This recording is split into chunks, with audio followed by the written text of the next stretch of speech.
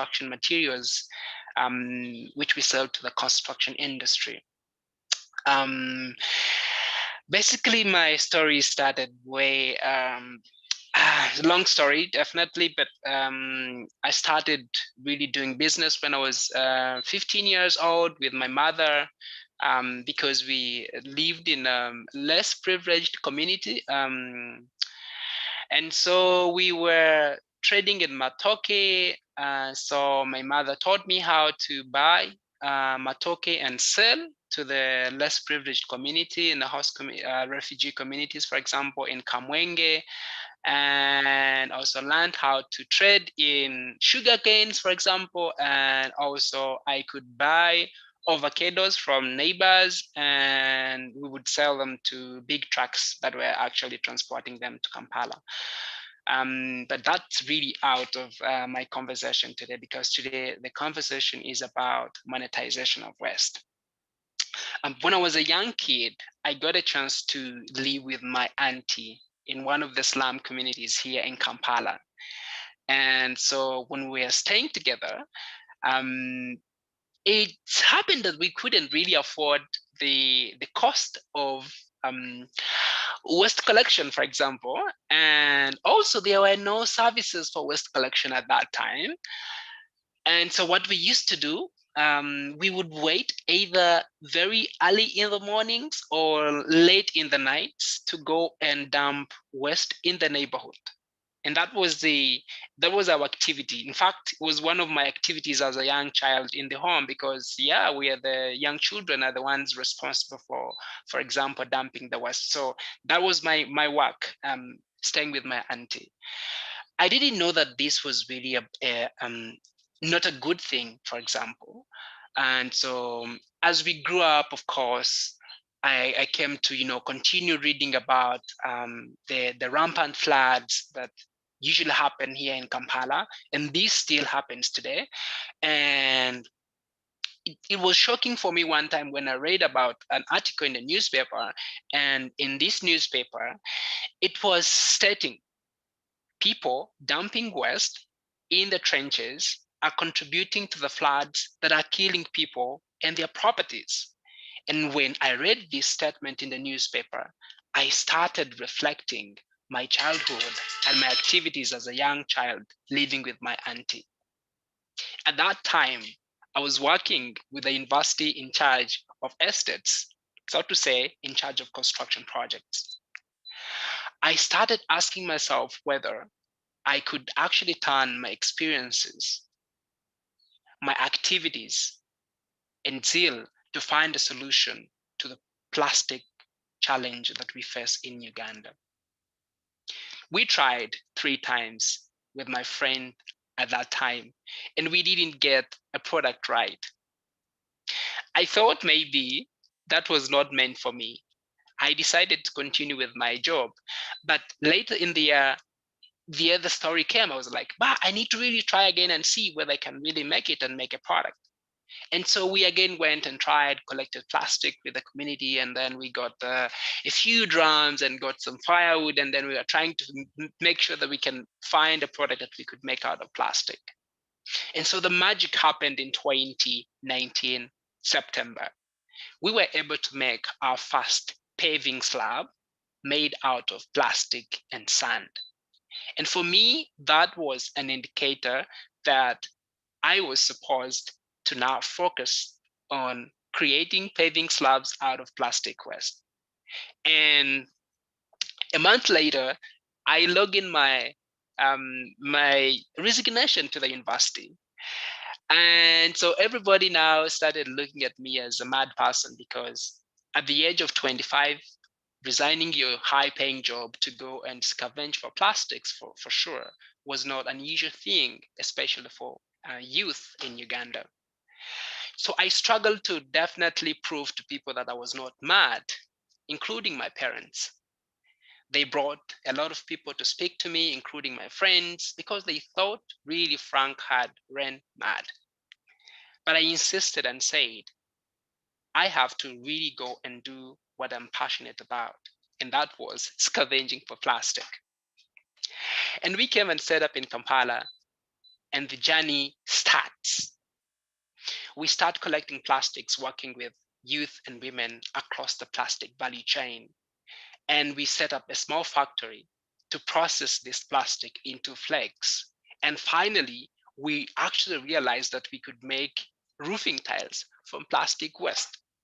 And let me tell you this, since 2021, we've been able to recycle more than 500 metric tons of plastics.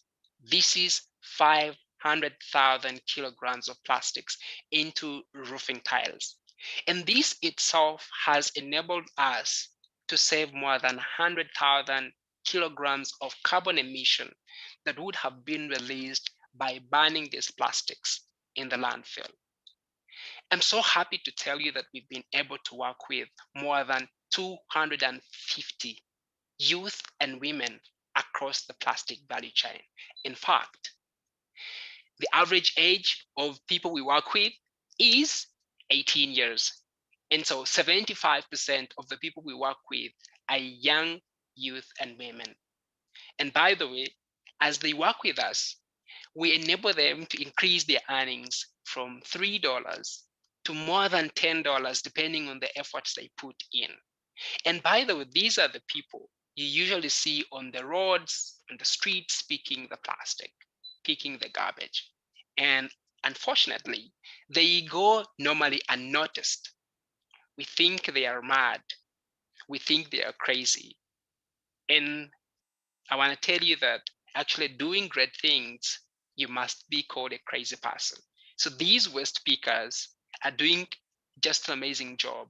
And they are the heroes, the unsung heroes who help this world to continue, surviving the impacts of climate change.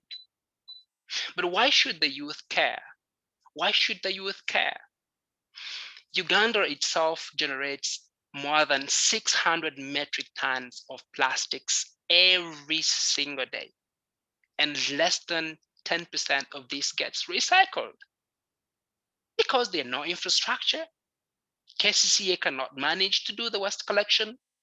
The private companies are very expensive, so waste collection is just for the upper class community. But if we cannot have inclusive waste collection, waste management services, then we don't have waste management, because even 1% of communities that cannot afford waste management services will still continue to cause problems that will definitely affect all of us. Because when floods come, they don't segregate who pays for waste management services and who does not pay for waste management services. But yes, we believe that, and we know that these communities are the most vulnerable communities to the impacts of climate change.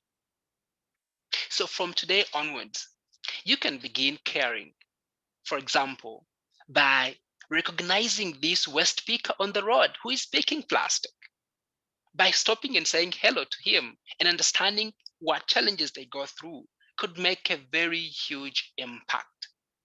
We need to begin doing attitude for gratitude, thanking people for doing what they are doing, not expecting a lot. And of course, we know that, more than 1% across Africa are going scavenging for plastics in most of the urban centers. And what is shocking is that some of our governments across Africa usually do not recognize these people, and yet they do a lot of work, which is work for the government, work for institutions.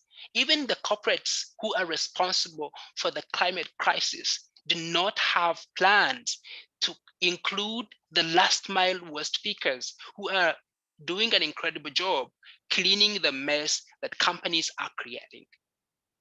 So I want to call upon you on this call, because I know that most of you are corporates, or you have a voice to reach to these corporate companies and governments. We have to think about including the waste pickers, the last mile waste pickers, if we are to achieve net zero. There is no net zero. Net zero will remain a dream, especially to Africa, if we don't think about these people who clean up the mess that we have created. And we have the chance to act. The best chance for us to act was yesterday, and another chance for us to act is today. Thank you so much, and I look forward to a fruitful conversation with you. Thank you. Thank you very much, our guest speaker, Frank, for such a passionate presentation. Friends, you've heard it from the horse's mouth. You've heard the genesis of this journey until the birth of Ecoplastil.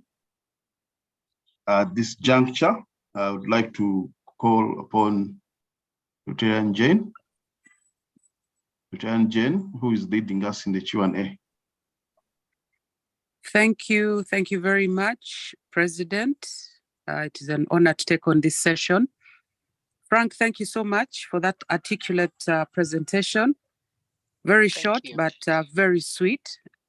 I think everyone was still warming up, and then all of a sudden there was a full stop. But nevertheless, I would like to invite everybody to go ahead and put up a hand and ask, or drop a question in the chat room.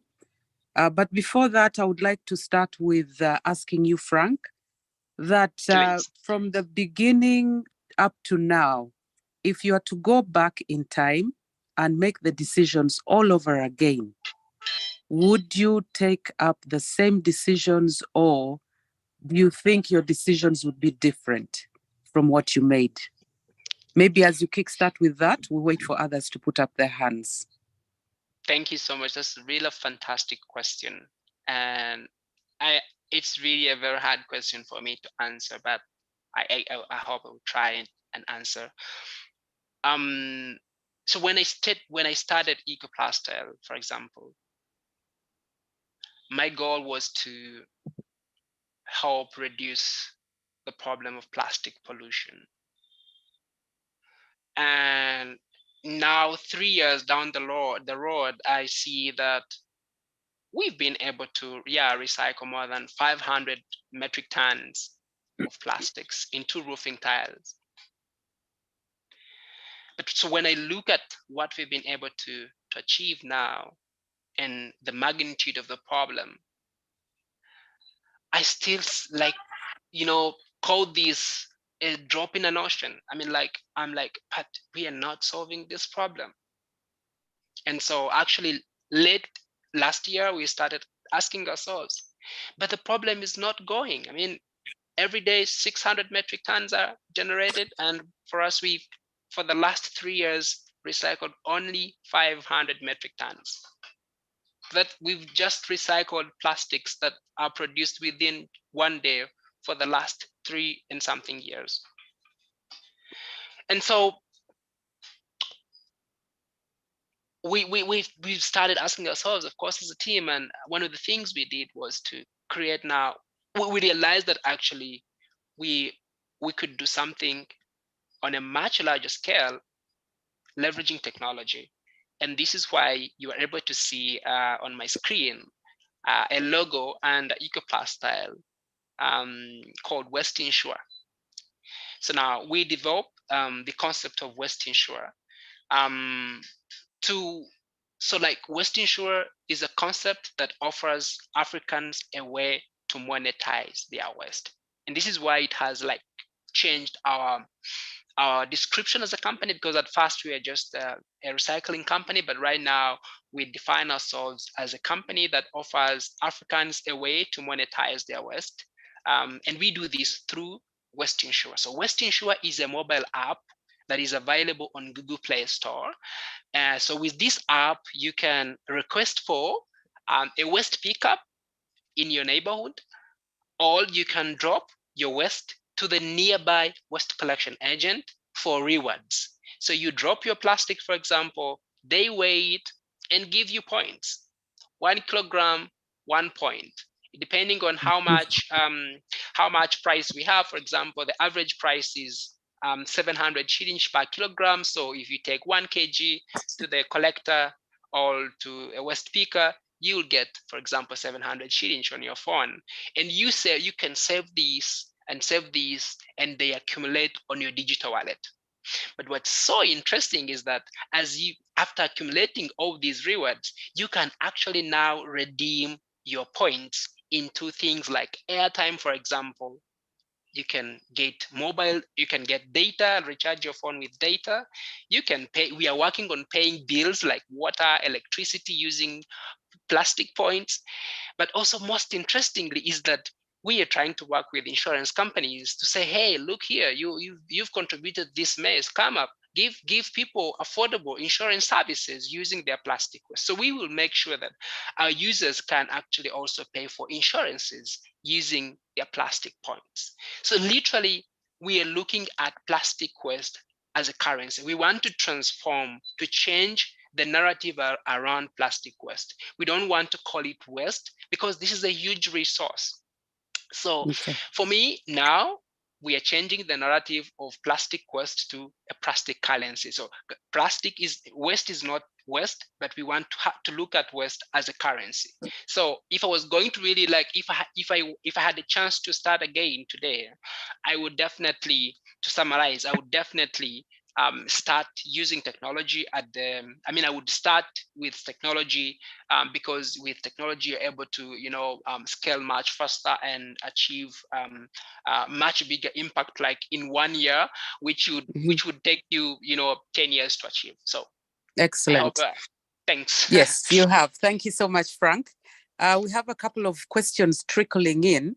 I would like to give Rotarian Ogwal a quick question, 30 seconds. Kindly give us your question. Then after Ogwal, AG, Anne, you can go next. Ogwal, over to you. Yes, thank you so much, Jen. Thank you so much, Frank. Yes, I'm a civil engineer who is involved in design and construction of buildings. I would have expected to see how you recycle the plastics into roofing tiles and maybe the projects where these roofing tiles have been used, so that we can see how to promote the product. Yes, fantastic. Thank you so much. So the process is very simple. And of course, we are on a public call, so we have issues of IP, intellectual property. So we're not able really to say how we do it, but we know how to do it. But to be just simple, we get the plastic and we mix it with sand. So this is a plastic, it's a polymer sand. So it's a composite made out of plastic and sand. And so with our technology, we are able to mix different kinds of plastics with sand and extrude them and get a fantastic product. In fact, our roofing tiles, they look like the normal clay tiles, but they are almost double the size of clay tiles with 0 breakages. So we guarantee on transportation, you buy 1,000 tiles and you will receive 1,000 tiles on your site. What's interesting is that actually these tiles are 2 times light in weight, and they use less timbers, for example, come in different colors. Since we started with the roofing tiles, we've been able to construct more than 250 projects, both in Uganda and Kenya. In fact, we currently have 2 markets. We are serving Uganda and Kenya, and later this year, we'll be expanding to Rwanda and South Sudan. So there are quite a number of projects that you can really walk to and see which we have built. This is not really talking. We are really doing the real job. I'm happy to really connect with you in case you really want to view some of the projects around Kampala. Thank you, Frank. Thank you very much. I would like to give that opportunity to Anne. We have a couple of questions in the house. So Frank, I am going to give you 30 seconds to respond so that everyone is able to get a bit of information from you. Okay, Anne, go ahead. Fantastic, thanks. Thank you. Thank you very much. My question is, we do collect water from our roofs. I'm wondering how friendly are your roofing tiles in terms of being safe for water? Yeah. And then also, how are you advocating? I hope you have a program for advocating for stopping of litter rather than collecting the litter. Are you advocating for stopping of litter as well? Thank you. Fantastic. So the first question is how safe we are. So we use the same process they used to make plastic water tanks, which we use to collect water. So we are safe more than 100% for water collection. And we've done the tests. I mean, this is not hearsay. We've done the tests in Switzerland, in Belgium, in Germany, and the water that is collected on our roof is safe for human and animal consumption. Second question is about litter, controlling litter. This is why we launched Waste Insure, because we noticed that actually the problem of plastic pollution is it's not the plastic. I mean, plastic is not a problem because it's a good product. It eases the way we live. I mean, flexibility and reduces the cost of running a company, for example, for manufacturers. So plastic is a good thing. But the problem is that after using the plastic, where does it go? It goes to litter. And so this is why we launched Waste Insure, to incentivize people to sort and segregate waste at source. And then we will pay you rewards. So you cannot get rewards if you don't sort and segregate waste at source. And by doing so, we can control litter. I hope I answered your question. Yes, you have. Thank you so much, Frank. I have a couple of questions in the chat room. The first one I am going to give you is from our very own Rotarian Patience, which says, where do you sell the plastic materials? And what else do you do? What else do you make besides the roofing tiles? If you can make note of that as question one. We have one from Emmanuel, that you mentioned you use sand in the process of making pavers and tiles. Is this in quantities that could also affect the environment? That was a concern. Then Sami says, what program do you have for rural youth? How do you engage them in collecting the plastics that are thrown on the highways? Go for those three, and I have another three waiting for you. So 20 seconds, sir. Yes. So I'll start with the rural youth because it's important. We currently work with a network of 100 independent waste collection agents across the country. We have in Mbarara, we have in as far as Gulu, as far as Mbale. So our goal is to really have the largest network of independent waste collectors. We have set our targets to create 30,000 independent waste collectors who do the waste collection as a dignified job over the next 18 months. To answer the question of plastic and sand, well, yes, we use the biggest percentage, of course, currently is sand. So plastic is really a small component. And we realized actually that using sand causes also problems, because you have to buy sand from people who get it from Reda, for example, and then the waters are moving here, things like that. And so so we now started the process to use industrial waste called coal. Most of you know coal. So we are now replacing sand with agricultural residues like rice husks and coal from industries as a replacement to sand. So we want to achieve 100% tiles made out of waste, and that's what we are set to do. I think I forgot the first one. Sorry. No, it's okay. It is saying, how do you engage with the youth in the rural areas and help them collecting plastics that are thrown away on highways? No, what program do you have? No, I mean the youth, we engage them through our supplier, the supplier model, because we identify waste collection agents across the country and we contract them to be our suppliers. We give them the technology. Like I can tell you, I mean, we're gonna launch a pilot project in Ginger, and we want to engage 3,000 waste pickers. So waste pickers will be digitized, and then we can give them a platform where they can do waste collection with ease, without being harassed and things like that. I mean, I know we are really fighting with the time, but yeah, I guess that answers.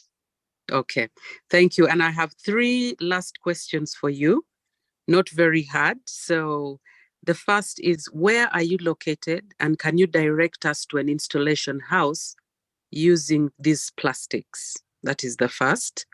Note the 2 other questions, then you can answer them as well as we wind up. Then the second one is, how can you work with the private sector to reduce the production of plastics because of its negative impact on the environment? The last but not the least, given the size of the problem, what have you accomplished so far? Could you be having a scaling plan? And can you briefly tell us about it, please? Thank you so much. So we are located on plot 3732 Chiwanga Road in Namamve Industrial Area, that is Seta Mukono. Yes, when you go on internet, Google can now bring you just the type EcoPlastyle, this name, and then yeah, you will come to us. We are neighbors of Coca-Cola, to be precise, neighbors of Coca-Cola in Namamve. And we have quite a number of projects, really depending on where you are. You could definitely reach out to us if you want to, specifically find out whether there's a project in your area. Feel free to really contact us. I'll drop my email and contact so that you can catch up with me, to just save time, because I cannot really explain. There are quite a number depending on where you are located, but across Kampala we have, if you are in Nairobi, for example, you are in Nairobi, you are in Kigali, we have projects there already, and South Sudan. So I can, depending on where you are, you can reach out to me, and then I'll be able to let you know. And then the last, I think, okay, I mastered the last question of the, okay, what we've been able to accomplish. So like I said, since we started, we've been able to recycle more than 500 metric tons of plastics into roofing tiles. This has enabled us to save more than 100,000 kilograms of carbon emission, which would have been released by burning these plastics in the landfill. Indirectly, we've empowered more than 500,000 households to monetize their waste every single day. And we are working with more than 250 youth and women across the plastic value chain. Along the way, we increase their earnings from $3 to $10, depending on the efforts they put in waste collection. Now, look at our scaling plan. And like I told you, so we started out as a hardware company. We are doing waste collection and recycling and making tiles and selling. But we said we cannot scale just by making tiles only. We need to look at technology. And this is why we introduced technology. Now, our scale plan is that we want to have, over the next 30 months, we will have a footprint in 10 African cities. So we want to make sure that in 10 African cities, you can find a platform that allows you to monetize your waste, recycling for rewards. And past 30 months, our plan is to have a footprint in 3 continents, that is in Africa, Latin America, and Southeast Asia. So 2 projects already are underway. We are already planning a pilot project in Ecuador, that is in South America, where we are going to launch this Western Shore platform. And we are also finalizing collaboration in Singapore to launch this project, because Singapore is the gateway to Southeast Asia. So So like our scale plan is we are building a global platform that enables anybody in the world to recycle plastics for points and be able to Okay. spend on things that matter. Thank you. And of course, Thank through you. this, we will work with corporate companies and governments, because we can't do it alone. We cannot do it alone. We have to really work together if we are to solve this problem. Indeed, Frank, you cannot do it alone. Such a captivating topic, and with the permission of the president, maybe we would have the leftover questions tackled in Chimeza session. But for now, there's an appreciation, Frank, from our very own Ruth. She says, thanks, Frank, for sharing. Can you please share examples that will come after? But I am grateful. Thank you for handling this session so well. I would like to hand over to President. Over to you, President. Thank you. Thank you very much, Frank, and thank you, Rotarian Jane, for managing that Q&A amazingly well. Well, Frank, I would like to call upon Rotarian Issa to give us, our appreciation on our behalf. Rotarian Issa, over to you.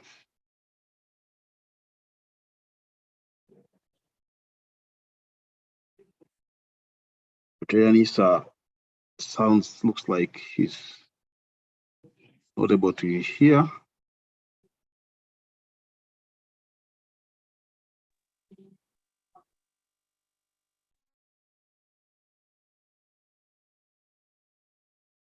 Rotarian Jane, we don't have Rotarian Issa. I don't see him on call.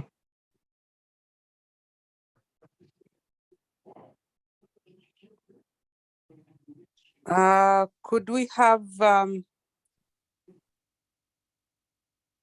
let us have Rotarian Ruth to ably present us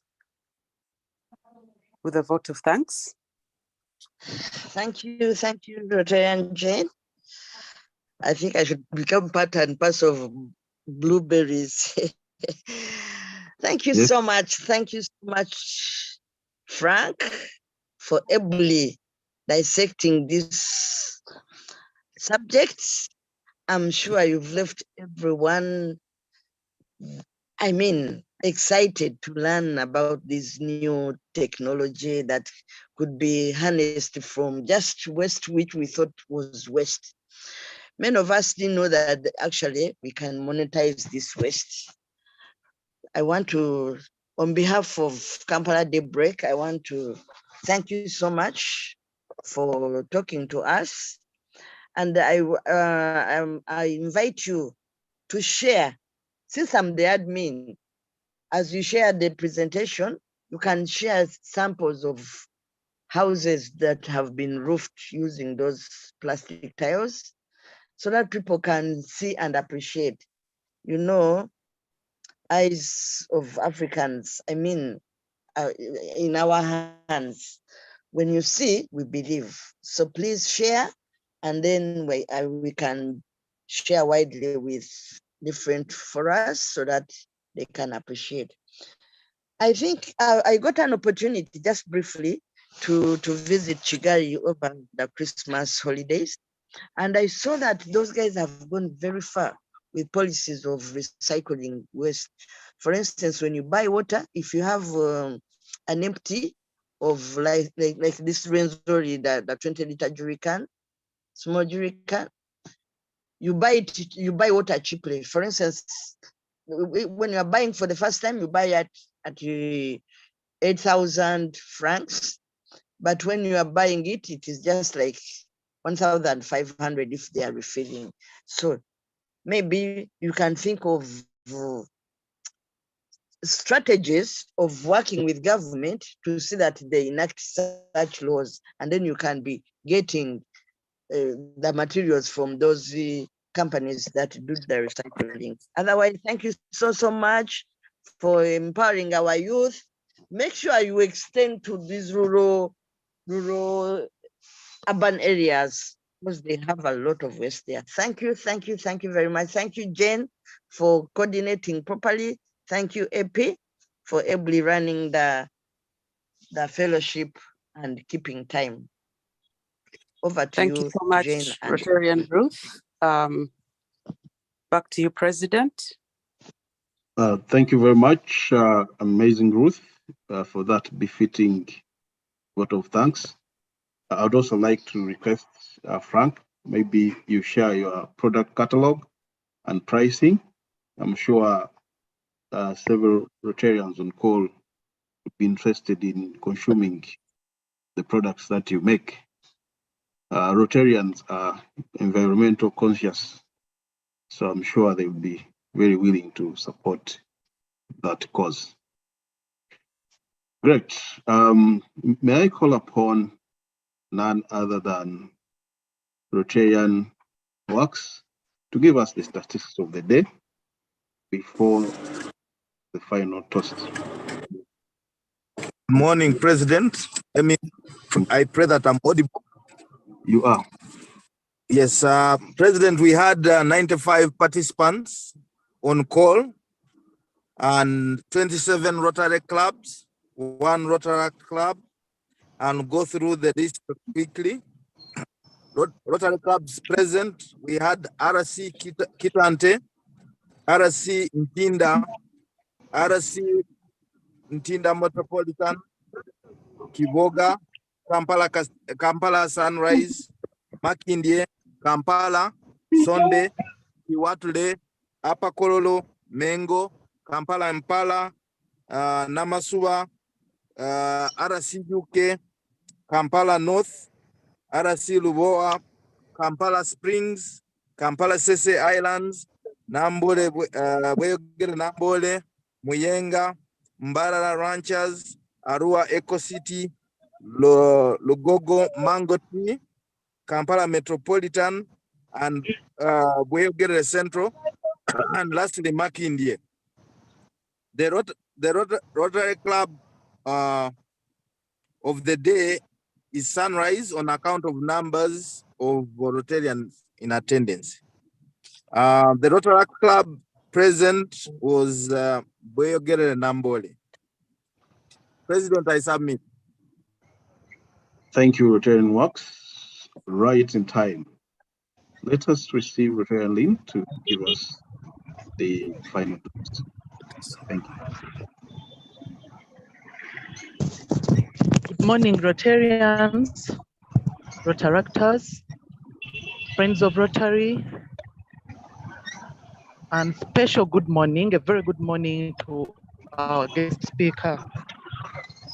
Oh yes, today I've come to realize and to appreciate that to do great things, sometimes we must do crazy things. And it has also helped me to appreciate that the little boys we see alongside the street picking garbage are not really mad. I've always feared them and taken them for granted. I forgive me. I really forgive me. On this note, therefore, let's toast to Rotary International. Rotary International. Over. Rotary world over. President, I also saw a guest in the names of Evelyn Ogwal. I think she should be recognized. Amazing. We do have guests. Evelyn Ogwal, thank you for joining us. I also have my own brother, right from South America. He joined us this morning. Engineer Collins, you're most welcome. He joined us because he wanted to hear what you're doing with West. He's our guest today. Wow. Well, our time is up, colleagues, and I'm glad that you made us proud this morning by joining in with us and meeting with us. We are glad and look forward to joining us next. To our guest speaker, our appreciation has already been registered. We cannot thank you more. For those who are willing, we would like to invite you for the Chimeza session, where you can still have some of your burning questions answered. The Chimeza session is now open. The meeting is closed. Thank you very much. I wish you a great week ahead and weekend that is round the corner. Over to you, Chinja.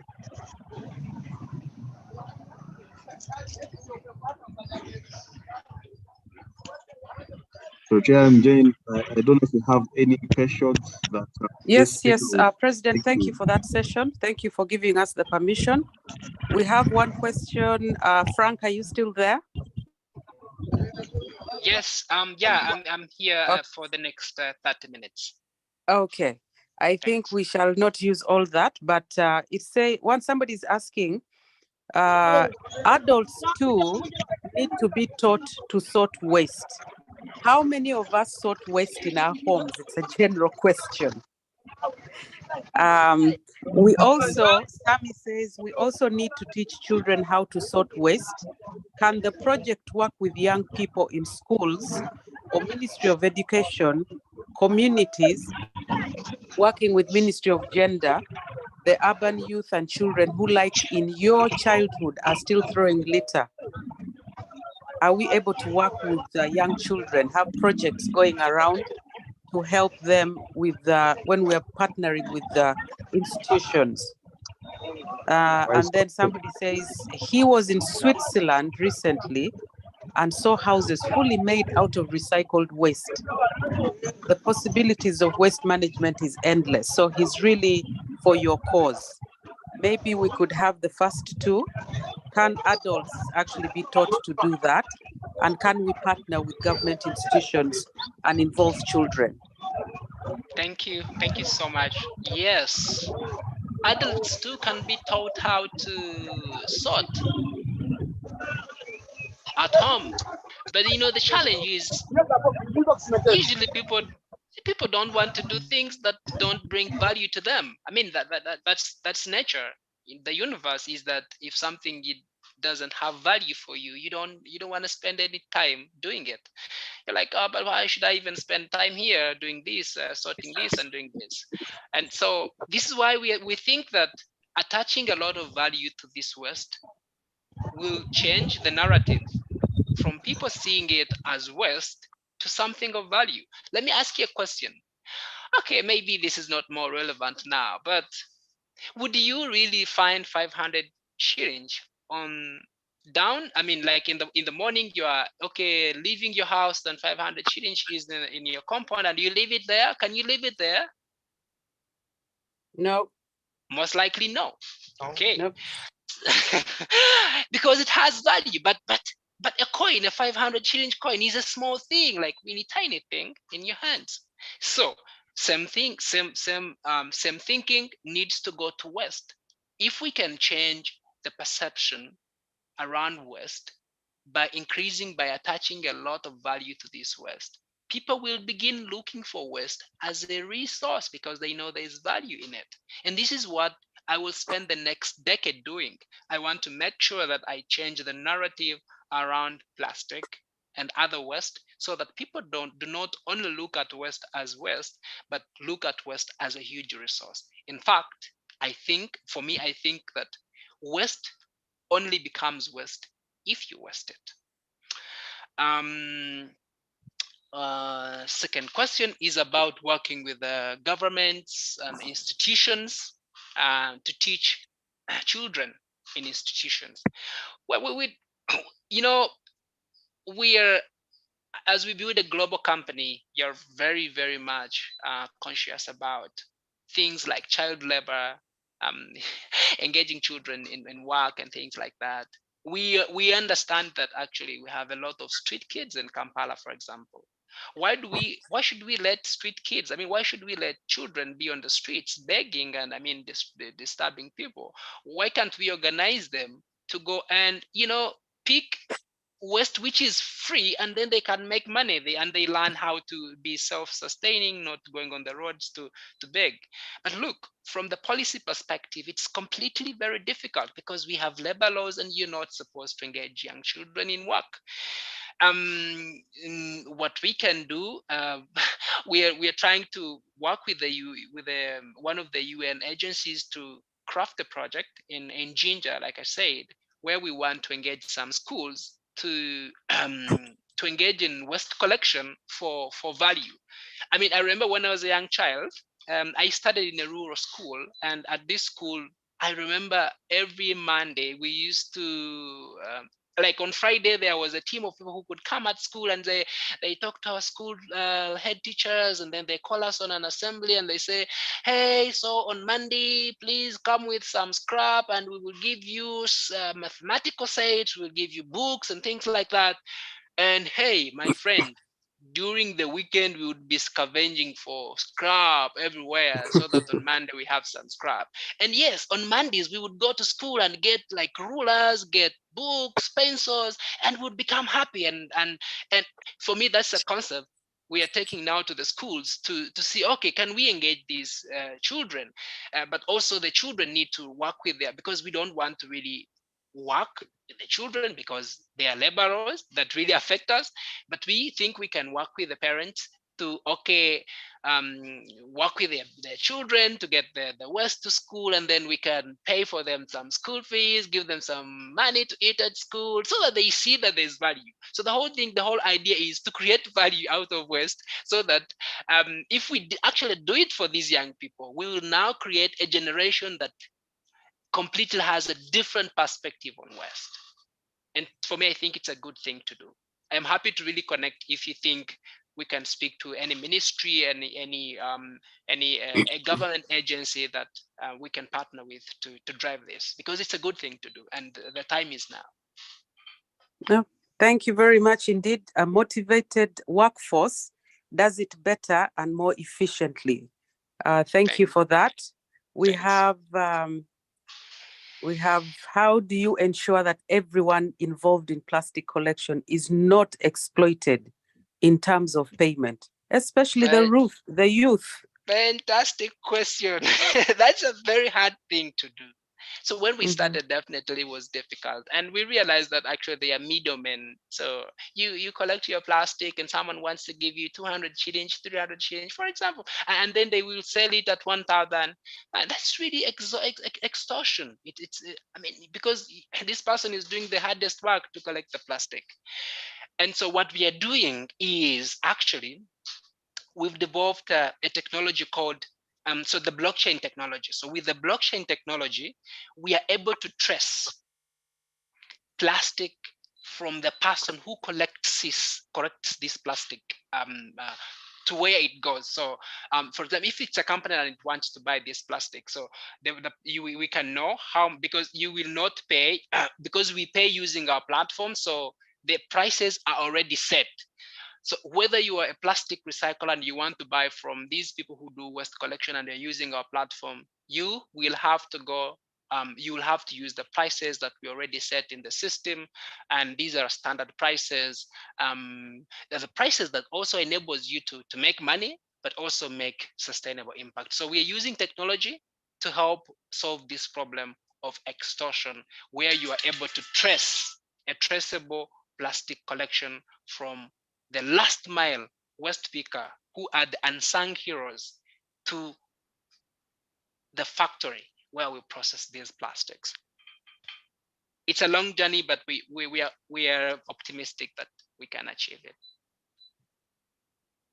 Okay, thank you very much, Frank. One or two comments of appreciation that are coming in. Actually, someone is testifying. Semi is testifying, saying, oh, thanks for this session, Frank. Frank is located in my neighborhood.